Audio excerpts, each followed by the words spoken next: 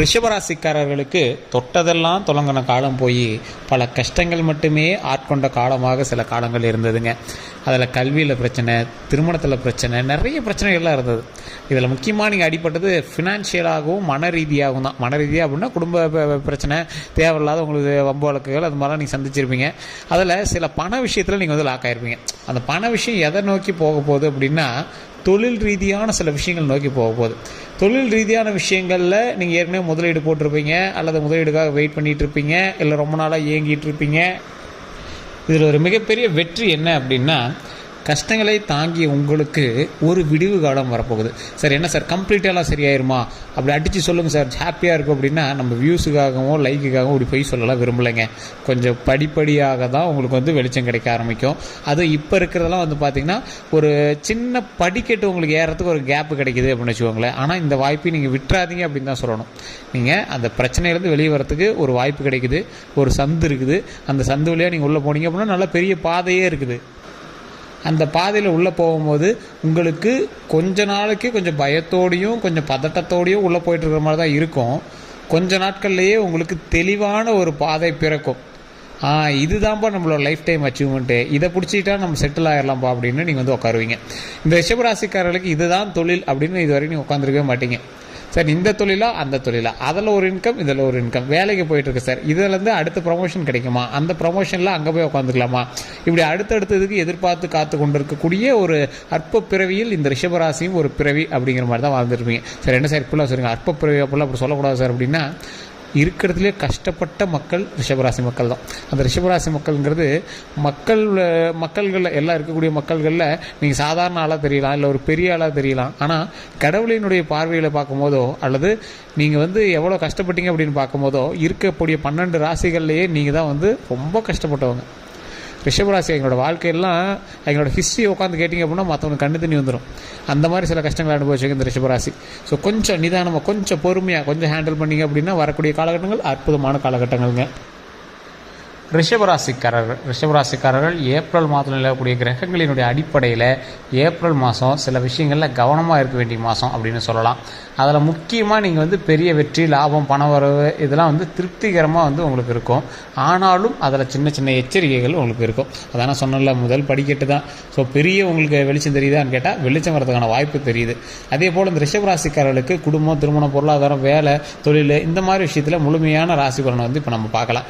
தயவு செய்து video skip பண்ணாமல் பாருங்கள். நிறைய பேர் கேட்ட விஷயங்கள் இதுதான். ஸோ அது எல்லாத்தையுமே ஃபில்டர் பண்ணி எல்லாத்தையுமே சொல்ல போகிறோம். அதே போல் நிறைய பேர் வந்து தனிப்படையான ஜோதிடம் பார்க்கணும்னு ஆசைப்படுறீங்க. தயவு செய்து நீங்கள் கீழே இருக்கக்கூடிய நம்பருக்கு ஃபோன் பண்ணி நீங்கள் வந்து பேசி தெரிஞ்சிக்கலாம். பிறந்த தேதி, பிறந்த நேரம், பிறந்த ஊர், இதை 3 மட்டும் சொன்னீங்க அப்படின்னா போதுமானது. இல்லை சார் நாங்கள் லோக்கல்லே பார்த்துக்குறோம் அப்படின்னா தயவு செய்து பார்த்துக்கலாம். லோக்கலில் உங்களுக்கு ஜோதிடம் பார்த்து உங்களுக்கு சாட்டிஸ்ஃபேக்ஷன் இல்லைங்கிறவங்க மட்டும் இந்த நம்பருக்கு நீங்கள் ஃபோன் பண்ணுங்கள். அதே போல் ஃபோன் பண்ணிங்க அப்படின்னா கொஞ்சம் பிஸியாக இருந்தாங்க அப்படின்னா கொஞ்சம் கழிச்சு பண்ணுங்கள். அப்படி இல்லைனா வாட்ஸ்அப்பில் உங்களோட டீட்டெயில்ஸ் அனுப்பி வைங்க, உங்களுக்கான அப்பாயின்மெண்ட் வந்து கொடுத்துருவாங்க. இந்த ரிஷபராசிக்காரர்களுக்கு மாதத்தோட துவக்கத்திலேயே மறைவு ஸ்தானத்தில் இருந்து சில விஷயங்கள் வந்து பின்னடைவுகள், சில விஷயங்கள் வந்து அனுகூலமாகவும் இருக்குதுங்க. அதுலேயுமே வந்து பார்த்திங்கன்னா குறிப்பிடத்தக்க விஷயம் மட்டும்தான் உங்களுக்கு கை கொடுக்குதே தவிர ஒரு சில விஷயங்கள் வந்து உங்களோட கொஞ்சம் கை நழுவி தான் இருக்குது. அந்த இடத்துலலாம் நீங்கள் கொஞ்சம் பார்த்து பராமரிச்சாக இருந்தாகணும். இது இன்னையிலேருந்தே 15 நாட்கள்னு வச்சுக்கோங்க. இந்த ஏப்ரல் மாதத்தோட பலன் முன்னாடி இருக்கக்கூடிய 5 நாட்களே உங்களுக்கு தெரிய ஆரம்பிக்கும். இது ஏப்ரல் மாதம்னு மட்டும் சொல்ல முடியாது. முன்னாடி இருக்கக்கூடிய இந்த மார்ச்லேயுமே 5 நாட்கள் வந்து உங்களுக்கு இப்படி தான் இருக்க போகுதுங்க. அதே மாதிரி கிட்டத்தட்ட மாதம் முழுவதுமே வந்து பார்த்திங்கன்னா இந்த நிலை கண்டிப்பாக இருக்குது. எந்த செயல்களை செஞ்சீங்க அப்படின்னாலும் சிந்தித்து செயல்படுவது ரொம்பவே நல்லது. இருந்தாலும் மற்ற இடங்கள் அனைத்துமே வந்து பார்த்திங்கன்னா பெரும்பாலும் சாதகமான நிலையில் இருப்பதால் பெரிய கஷ்டங்கள் வந்து உங்களுக்கு வரதுக்கு சான்ஸ் இல்லைங்க. கவலைப்பட தேவையில்லை. கொஞ்சம் பொறுமையாகவும் நிதானமாக பண்ணிங்க அப்படின்னா போதுமானது. அதே போல் பண வரவு, பொருளாதாரம்லாம் வந்து பார்த்திங்கன்னா திருப்திகரமாக இருக்கும். லாபஸ்தானத்தில் 3 கிரகங்கள் வந்து சஞ்சரிச்சிருக்கிறதுனால, புதன் வக்ர நிவர்த்தி பெறுவதால் இந்த அனைத்துமே வந்து பார்த்திங்கன்னா பெரிய அளவுக்கு யோகங்களை கொடுக்குங்க. இது எல்லாமே ஓரளவுக்கு நல்லா பெரிய அளவு யோகங்களை கொடுக்குது.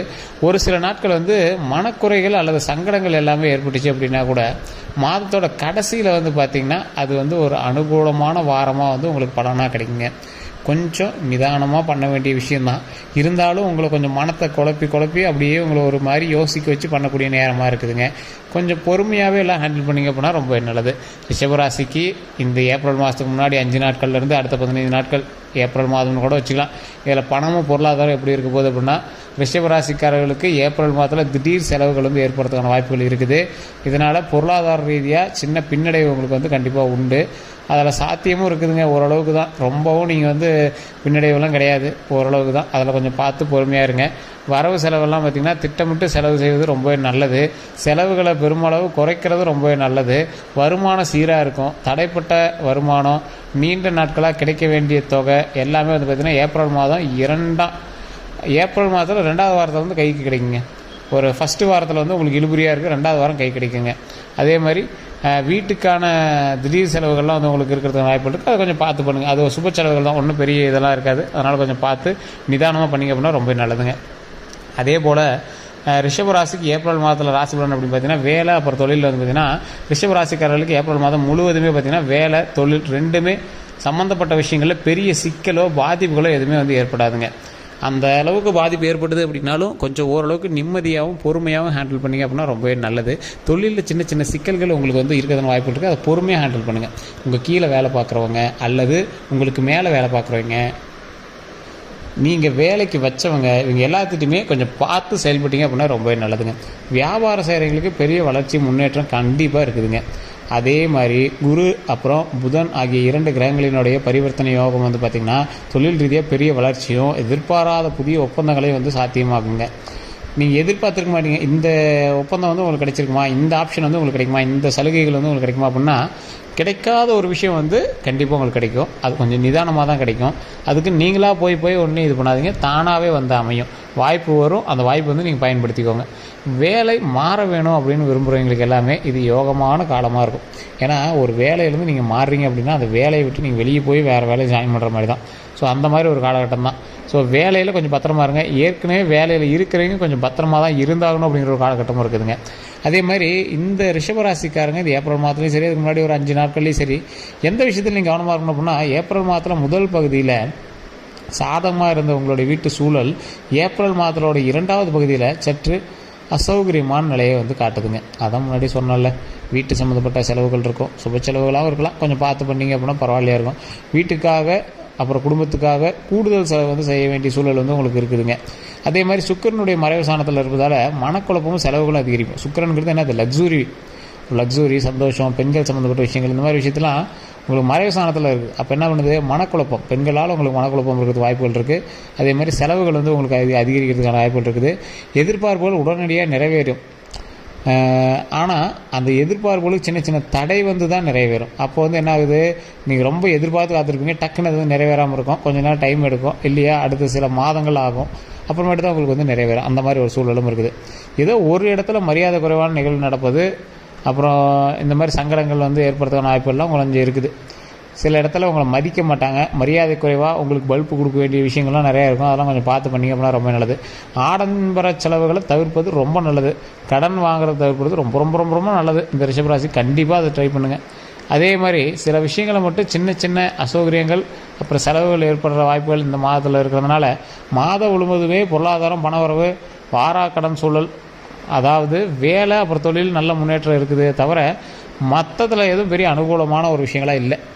வேலையில் ஓரளவுக்கு பரவாயில்லையாக இருக்குது, தொழிலில் பரவாயில்லையாக இருக்குது. அதுலேயுமே கொடுக்கல் வாங்கல கொஞ்சம் எச்சரிக்கையாக தான் இருக்குது. குடும்ப சூழல் சம்மந்தப்பட்ட விஷயத்தில் 2வது வாரத்தில் கொஞ்சம் பணம் அதிகமாக செலவு பண்ணுறதுக்கான வாய்ப்புகள் இருக்குது. ஸோ அதில் கொஞ்சம் கவனமாக இருங்க. தொழில் மந்த நிலையை போக்கணும் அப்படின்னா கடவுள் வழிபாடு கண்டிப்பாக பண்ணணும். உங்களுடைய தசாபுத்தி எப்படி இருக்குது அப்படின்னு ஃபஸ்ட்டு செக் பண்ணிக்கோங்க. ஏற்கனவே இப்போ நான் சொன்னதெல்லாம் உங்களுக்கு மேட்ச் ஆச்சு அப்படின்னா உண்மையாக இல்லையான்னு கமெண்ட் செக்ஷனில் பற்றி விடுங்க. நான் சொல்லக்கூடிய விஷயத்தை ஃப்ரீ டைமில் வீட்டில் எப்பயுமே சொல்லுங்கள். ஓம் சுக்கர பகவானை போற்றி, ஓம் சுக்கர பகவானை போற்றி, ஓம் சுக்கர பகவானை போற்றி. இது லக்ஸூரியான லைஃப் தரத்துக்கு, மனவரவு தரத்துக்கு, உங்களை மகிழ்ச்சியாக வச்சுக்கிறதுக்கான ஒரு விஷயம்.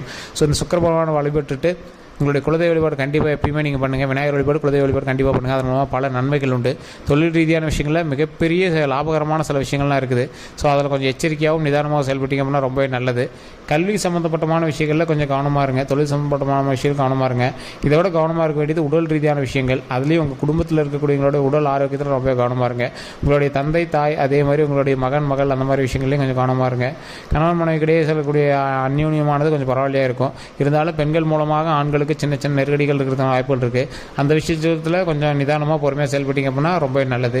வார்த்தைகள், பேச்சுவார்த்தைகள், சண்டை சச்சரவுகள் எல்லாம் கொஞ்சம் நடந்துட்டிங்கன்னா பரவாயில்லையா இருக்கும். அதே போல் அந்த விஷயத்துலையும் கொஞ்சம் கவனமாக நிதானமான வார்த்தைகளை விட்டீங்க அப்படின்னா ரொம்பவே நல்லதுங்க. வேறு ஏதாவது தகவல்கள் வேணும் அப்படின்னா தயவுசெய்து நீங்கள் கமெண்ட் செக்ஷனில் பதிவிடுங்க. நீங்கள் ஃபோன் பண்ணி பேசி தெரிஞ்சுக்கலாம்.